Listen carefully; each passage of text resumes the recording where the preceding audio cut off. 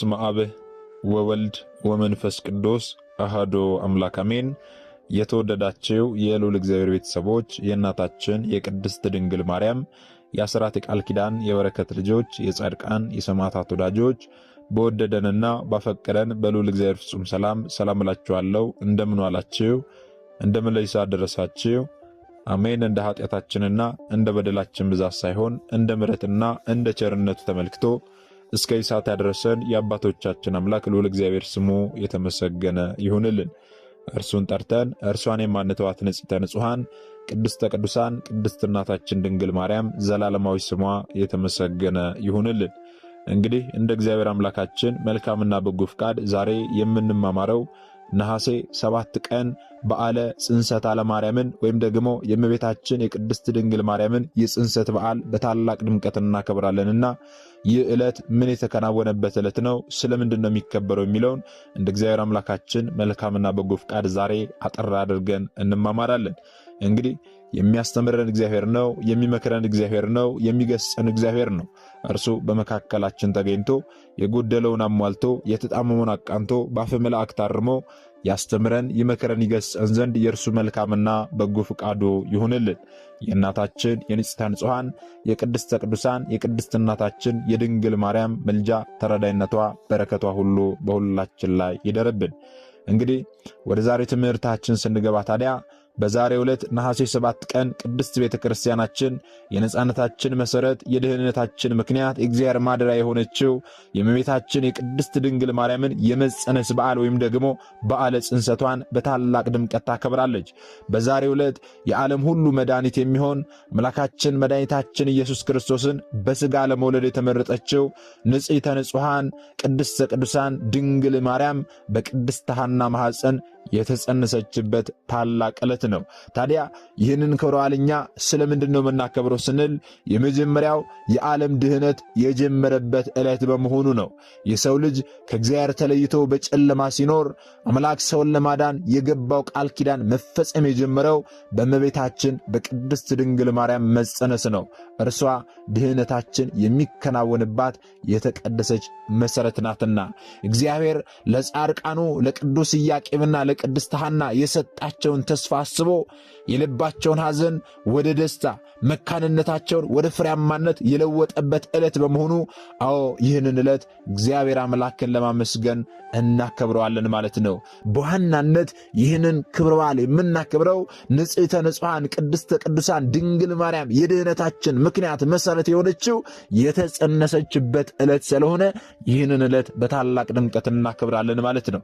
ታዲያ የተጸነሰችበት ዕለት ነው ብለን ብቻ ማለፍ ሳይሆን ደግሞ ታሪኩን ልናውቅ ያስፈልጋልና ታሪኩ እንደምንድን ነው የሚለውን ስንመለከት በነገረ ማርያም ላይ እንደተጻፈልን በእናቷ በሐና በኩል ያሉ የእመቤታችን የቅድስት ድንግል ማርያም አያቶቿ ጴጥርቃና ቴክታ ይባላሉ። ጴጥርቃና ቴክታ የሚባሉ ሰዎች በኢየሩሳሌም ከተማ በአንድነት ተጋብተው ይኖሩ ነበረ። እነዚህ ሰዎች በእግዚአብሔር የሚያምኑ የተወደዱ ጻድቃን ደግ ሰዎች ነበሩ። እነዚህ ሰዎች በእግዚአብሔርም በሰውም ዘንድ የተመሰከረላቸው ባለጸጎች ነበሩ። እጅግ ሀብታቸው የተትረፈረፈ ከመሆኑም በላይ ደግሞ ሀብታቸው እጅግ ብዙ በመሆኑ ምክንያት ለከብቶቻቸው ለላሞቻቸው እንኳን ወርቅ እያሰሩ በቀንዶቻቸው ላይ ያደርጉባቸው ነበረ። ይህ ቀራቸው የማይባሉ ባለጸጎች ስለነበሩ ማለት ነው። ነገር ግን ምንም እንኳን ባለሀብት ቢሆኑ ባለጸጎች ቢሆኑ ደጋግ ክርስቲያኖች እግዚአብሔርን የሚያምኑ ቢሆኑም እንኳን ነገር ግን የሚወርሳቸው ልጅ አልነበራቸውም፣ መካኖች ነበሩ።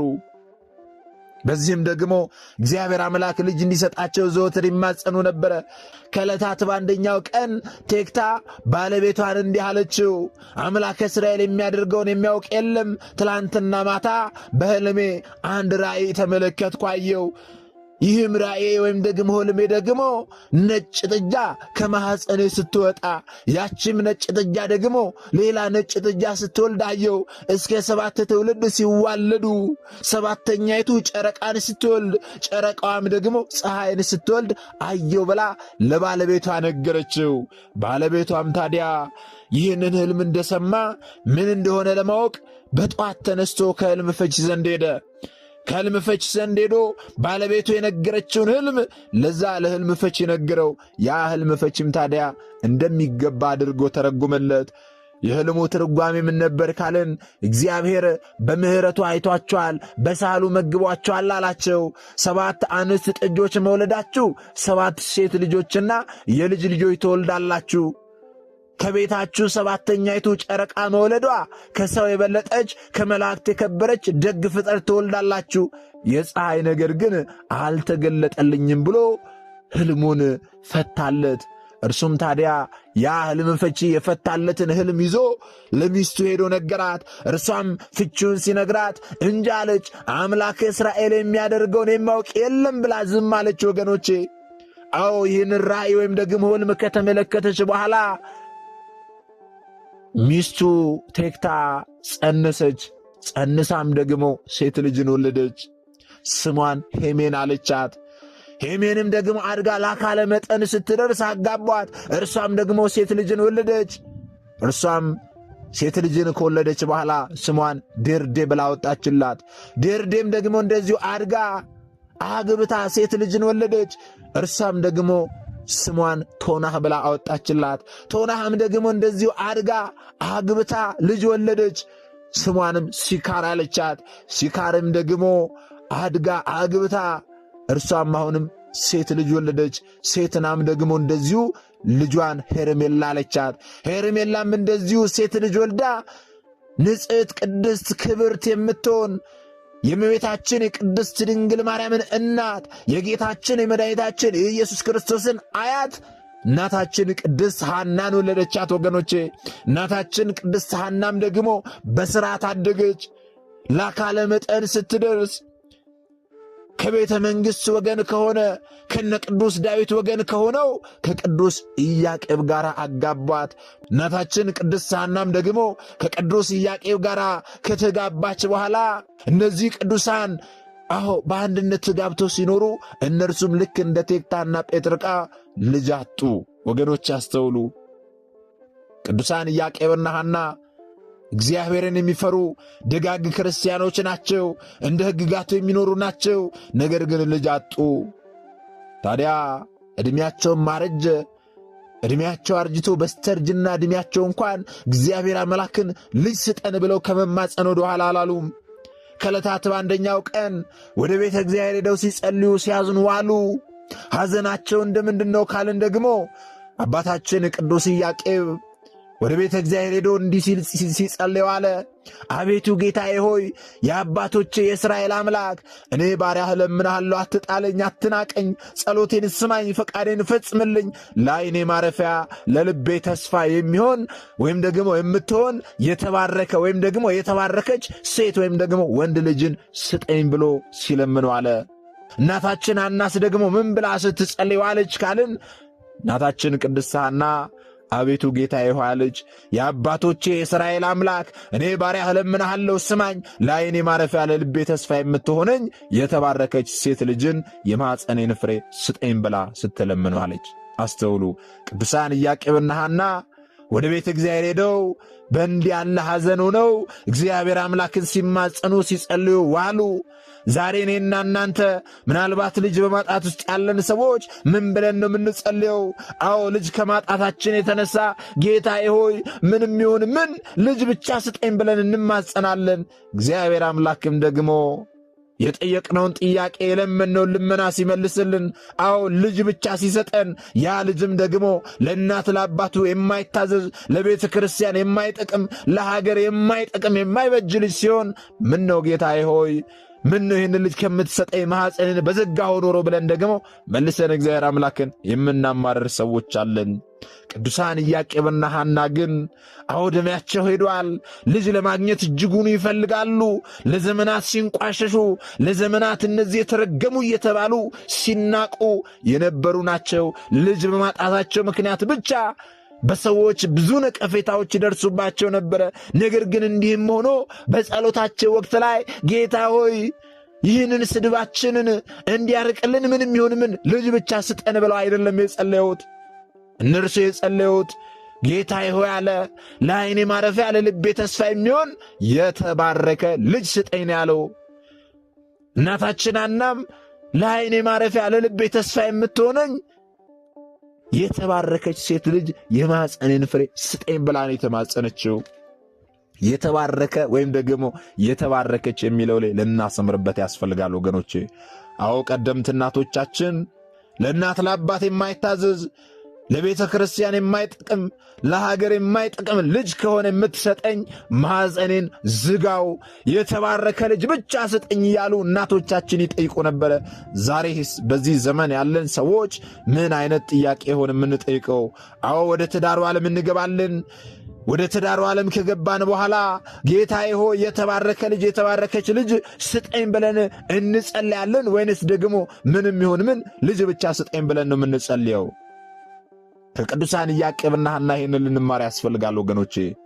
ታዲያ ቅዱሳን ኢያቄምና ሐና ወደ ቤተ እግዚአብሔር ሄደው በእንዲህ ያለ ጸሎት በሐዘን ሆነው እግዚአብሔር አምላክን ሲማጸኑ ውለው ወደ ቤታቸው ሲመለሱ ሳለ እናታችን ቅድስት ሐና በመንገድ ላይ አንድ ነገር ተመልክታ እጅጉኑ አምርራ አለቀሰች። ምንድን ነው የተመለከተችው ካልን ርግቦች ከልጆቻቸው ጋር ሲጫወቱ ተመልክታ እጅጉኑ አምርራ አለቀሰች። አቤቱ ጌታዬ ሆይ ለዚች ግዕዛን ለሌላት እንስሳ ልጅ የሰጠ አምላክ ምን ነው እኔን ሐናን ድንጋይ አድርገህ ፈጥረኸኛልን? ምን ነው እኔን ልጅ ነሳኸኝ ብላ እጅጉኑ አምርራ አለቀሰች ወገኖቼ። አዎ ርግቦች ከልጆቻቸው ጋር ሲጫወቱ ተመልክታ እጅጉኑ አለቀሰች፣ አምርራ አለቀሰች። ከዚያም በኋላ ከሊቀ ካህናቱ ከካህኑ ዘካርያስ ዘንድ ሄደው ስዕለትን ተሳሉ።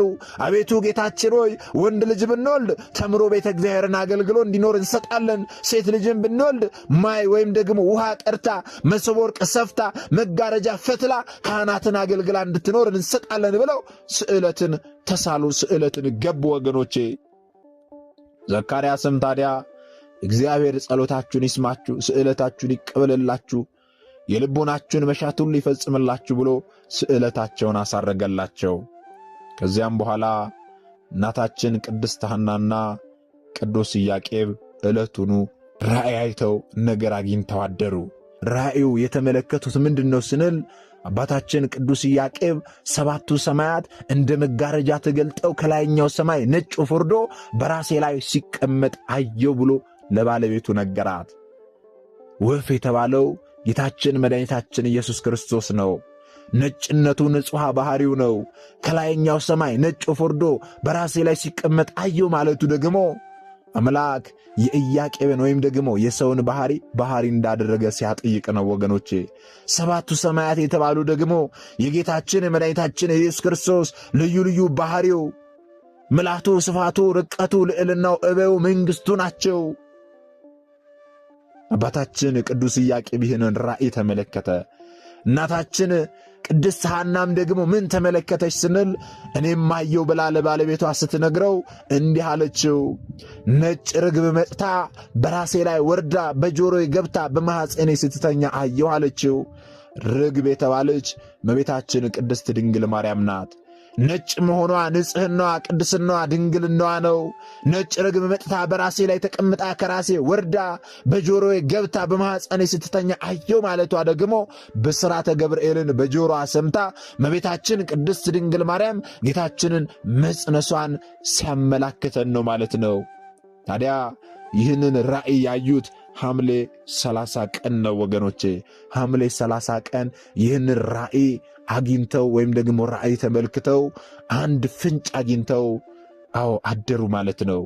ታዲያ እነሱም እንዲህ ያለ ራእይ ካየን ነገር ካገኘን ዕለቱኑ በሩካቤ ሥጋ እንገናኝ አልተባባሉም።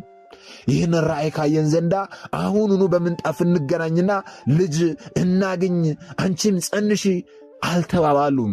ምንድን ያደረጉት ስንል ፈቃደ እግዚአብሔር ቢሆን ብለው አዳምንና ሔዋንን ብዙ ተባዙ ምድርንም ሙሉአት ብሎ ያበሰረ አምላክ እኛንም ያበስረን የለምን? የምስራቹን ይነግረን የለምን? ብለው ዕለቱኑ አልጋ ምንጣፍ ለይተው እስከ 7 ቀን ድረስ ለየብቻቸው ሰነበቱ። ታዲያ በነሐሴ በሰባተኛው ቀን ከሰው የበለጠች ከመላእክት የከበረች ደግ ፍጥረት ትወልዳላችሁና ዛሬ በሩካቤ ሥጋ ተገናኙ ብሏችኋል ጌታ ብሎ መልአኩ ለሐና ነገራት፣ የምስራቹን አበሰራት። ታዲያ በፈቃድ እግዚአብሔር በብስራተ መልአክ በቤታችን ንጽሕተ ንጹሐን ቅድስተ ቅዱሳን ድንግል ማርያም ነሐሴ 7 ቀን በዛሬቱ ዕለት ተጸነሰች ማለት ነው። በእውነት ክብር ለአምላካችን ይሁን። ስለዚህ ዛሬ በቤታችን ቅድስት ድንግል ማርያም የተጸነሰችበትን ዕለት ነው የምናከብረው። እመቤታችን ከተጸነሰች በኋላ አይሁድ ቀንተው ተነሱባቸው። ከቀናትም የተነሳ ሊገድሏቸው ይፈልጉ ነበርና በመልአኩ ትእዛዝ ሸሽተው በሊባኖስ ተራራ ላይ እመቤታችን ቅድስት ድንግል ማርያም በተጸነሰች በ9 ወር ከ5 ቀን ግንቦት 1 ቀን ተወልዳልናለች ማለት ነው። ታዲያ የቅዱሳን አባቶቻችንን ታሪክ መስማት ብቻ ሳይሆን የሰማነውን ደግሞ ወደ ሕይወታችን መልሰን ልንማርበት ያስፈልጋልና እኛ ከዚህ ትምህርት ምንድን ነው የምንማረው ስንል ቅዱሳን ኢያቄምና ሐና ለብዙ ዘመናት ልጅ በማጣታቸው በሰው ዘንድ ተንቀዋል፣ በሰው ዘንድ ተዘልፈዋል፣ የሕሊና ቁስልም ደርሶባቸዋል። በወቅቱ በነበረው ባህላቸው ምክንያት መካንነት እንደ እርግማን ይቆጠር ስለነበረ ወቀሳና ስድብ ይደርስባቸው ነበረ። ያን ሁሉ ወቀሳና ስድብ ያስተናግዱ ነበረ። ይህንን ስንመለከት ታዲያ ዛሬም እኛ በሕይወታችን በሰው የተናቅንበት አይሆንልንም ያልናቸው፣ አይከናወንልንም ያልናቸው ወይም ደግሞ አይሆንላችሁም የተባልንበት ወይም ደግሞ በሰው ዘንድ እንደ መካን ወይም ደግሞ ፍሬ እንደሌለው የተቆጠርንበት ነገር ብዙ ነው ወገኖቼ። ዛሬ ሰዎች ስለኛ ተስፋ ቆርጠው ይሆናል። እግዚአብሔር ግን አልተወንም ወገኖች፣ አይተወንም። ሰዎች መካን ሲሉን እግዚአብሔር ግን በውስጣችን ታላቅ ፍሬን እያዘጋጀ ሊሆን ይችላል። የሰው ስድብና ትችት የእግዚአብሔርን ዓላማ አይለውጠውም። ሰዎች በር ሲዘጉብን እግዚአብሔር የሰማይን መስኮት ይከፍትልናል ወገኖቼ። ይህንን አስበን ልንጽናና ያስፈልጋል።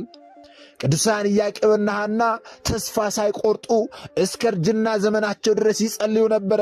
ጸሎታቸው ወዲያ አልተመለሰም።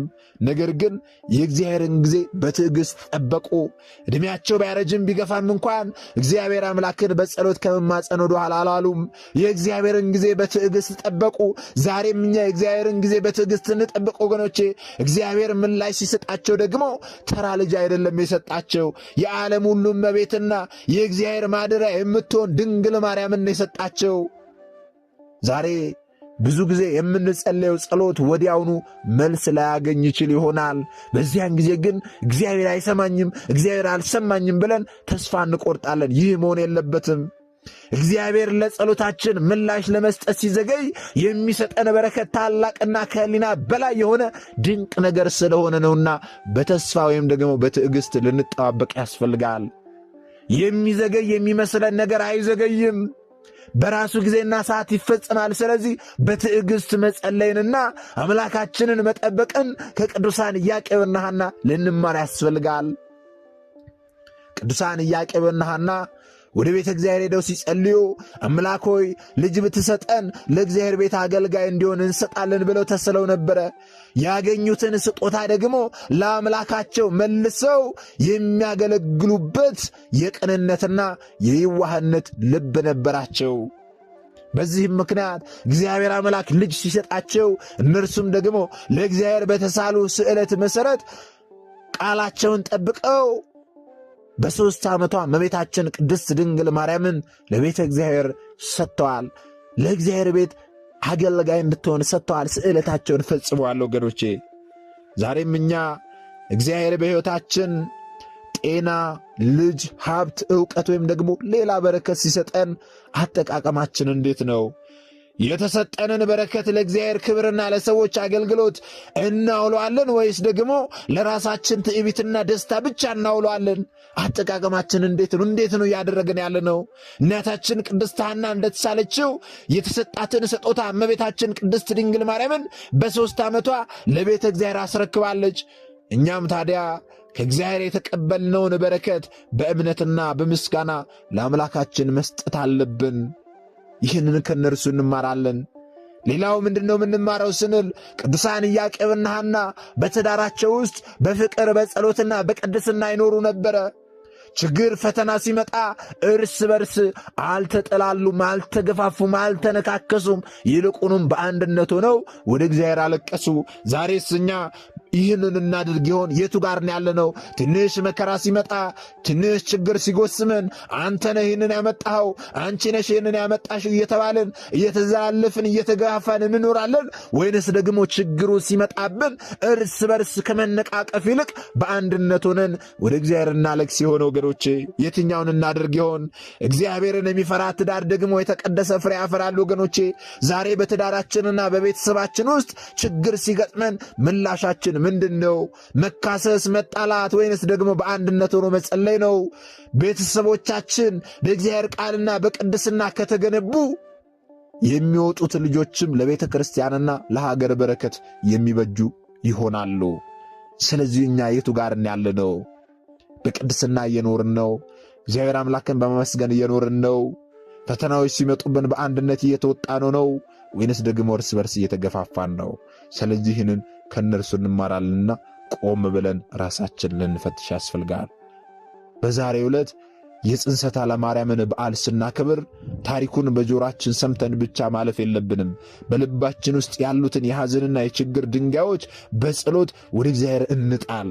በሰው ዘንድ ብንናቅም ነገራችን ሁሉ ቢዘጋጋብንም እግዚአብሔር ታሪካችንን የመለወጥ ኃይል እንዳለው ልናምን ያስፈልጋል። ንጽሕተ ንጹሐን ቅድስተ ቅዱሳን ድንግል ማርያም ዘወትር ከእኛ ጋር እንዳለች ልናምን ያስፈልጋል። የልቦናችንን መሻት ሁሉ ልትፈጽምልን፣ የሕይወታችንን ቋጠሮ ሁሉ ልትፈታልን ወላዲተ አምላክ የእኛ እናት ድንግል ማርያም ዘወትር ጆሮቿ ወደ እኛ እንደሆኑ እንደምትሰማን፣ ከልጇ ከወዳጇ እንደምታስታርቀን፣ ኃጢአታችንን በደላችንን ሁሉ እንደምታስተስርልን በማመን ሊሆን ያስፈልጋል። ወገኖቼ እንደ ቅዱሳን ኢያቄምና ሐና በትዕግሥት አምላካችንን ልንጠብቅ ያስፈልጋል። እርሱም የልባችንን ሐዘን ወደ ደስታ፣ የልባችንን ሐዘን ወደ ታላቅ ደስታ ይለውጠዋል። ወገኖቼ ስለዚህ ዛሬ ነሐሴ 7 ቀን የእናታችን የእመቤታችን የቅድስት ድንግል ማርያምን በዓለ ጽንሰት በታላቅ ድምቀት እናከብራለን። ስናከብር ደግሞ ስም እንደምናከብር ታሪኩ እንደምን እንደሆነና ወደ ራሳችን ሕይወት መልሰን ከብዙ በጥቂቱ አጠር አድርገን ተማምረናል ማለት ነው። ዛሬ ይህንን የተማማርነውን ትምህርት የሰማነውን ሁሉ ላልሰሙ ላልተማሩት ወንድሞቻችን ልናስተምር ልናሳውቅ ያስፈልጋል። ይህ መንፈሳዊ ግዴታችን ነው። ምክንያቱም እኛ የተማርነውን አስተምረን ቢሆን ኖሮ፣ እኛ ያወቅነውን አሳውቀን ቢሆን ኖሮ ማንም ሀብተ ወልድና ስመ ክርስትና ሰጥታ ማኅተብ በአንገቱ ላይ ካሰረችበት ከቅድስት ቤተ ክርስቲያን ወጥቶ ወደ ሌሎች ሃይማኖት ተቋማት ባልሄደ ባልገባ ነበር። ነገር ግን እኛ የተማርነውን ስለማናስተምር ያወቅነውን ስለማናሳውቅ ብዙ እህቶቻችንና ወንድሞቻችን እየሳቱ ነው ያሉትና የሳቱትንም ለመመለስ ያሉትንም ለማጽናት አሁን ላይ የተማርነውን ወደፊትም የምንማረውን የቤተ ክርስቲያናችንን አስተምሮ ልናስተምር ያስፈልጋል ማለት ነው። ይህንን እንድናደርግ ደግሞ እርሱ አምላካችን መድኃኒታችን ኢየሱስ ክርስቶስ ሁላችንን ይርዳን። እንግዲህ መርሃ ግብራችንን ከመጨረሳችን አስቀድሞ አንድ መልእክት ወደ እናንተ አስተላልፋለሁ። ይህ መልእክት ምንድን ነው ካላችሁኝ ዘንዳ እንደሚታወቀው በዚህ መንፈሳዊ ቻናል ላይ በዓመት 3 ታላላቅ የበረከት ስራዎች ይሰራሉ። እነዚህ የበረከት ስራዎች የማቴዎስ ወንጌል ምዕራፍ 25 ላይ የተጠቀሱ ጌታችን መድኃኒታችን ኢየሱስ ክርስቶስ ለፍርድ በሚመጣበት ጊዜ የሚጠይቀንን ጥያቄዎች ለመመለስ እየተዘጋጁ ናቸው። እነዚህስ ምንድን ናቸው ካላችሁ አዲስ ዓመትን ምክንያት ማድረግ የታሰሩት ወንድሞቻችንን እንጠይቃለን። በዚህም ደግሞ ታስሬ አልጠይቃችሁኝ የሚለውን ጥያቄ እንመልሳለን።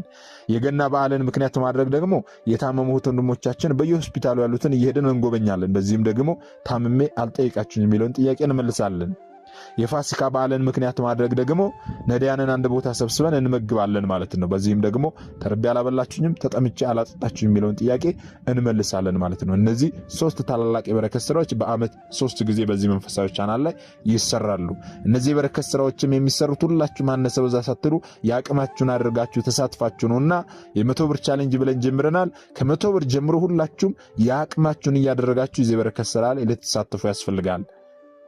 አሁን ከፊታችን የሚመጣውን አዲስ ዓመትን ምክንያት ማድረግ የታሰሩት ወንድሞቻችንን ለመጎብኘት መርሃ ግብር ይዘናልና እዚህ መርሃ ግብር ላይ ሁላችሁም አነሰ በዛ ሳትሉ የአቅማችሁን እያደረጋችሁ ልትሳተፉ ያስፈልጋል።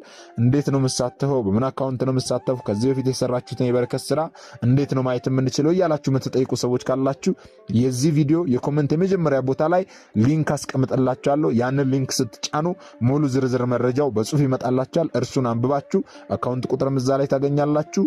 እንዲሁም ደግሞ ከዚህ በፊት የሰራናቸውን የበረከት ስራዎችንም ደግሞ ሊንኮችንም እዛ ላይ ታገኛላችሁ። እርሱን አይታችሁ እዚህ የበረከት ስራ ላይ መሳተፍ ትችላላችሁ ማለት ነው። እግዚአብሔር አምላካችን ሁላችንንም የበረከቱ ተካፋዮች ያድርገን።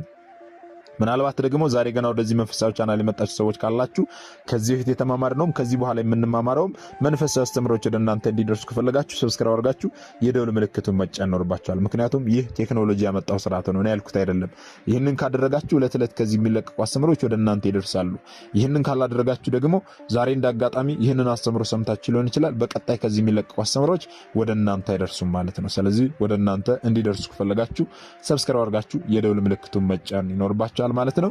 እግዚአብሔር አምላካችን እስካሁን ሰዓት ጠብቆ ያስተማረን የመከረን የገሰጸን የአባቶቻችን አምላክ ልዑል እግዚአብሔር ስሙ የተመሰገነ ይሁንልን። ወስብሐት ለእግዚአብሔር ወለወላዲቱ ድንግል ወለመስቀሉ ክቡር። ይቆየን።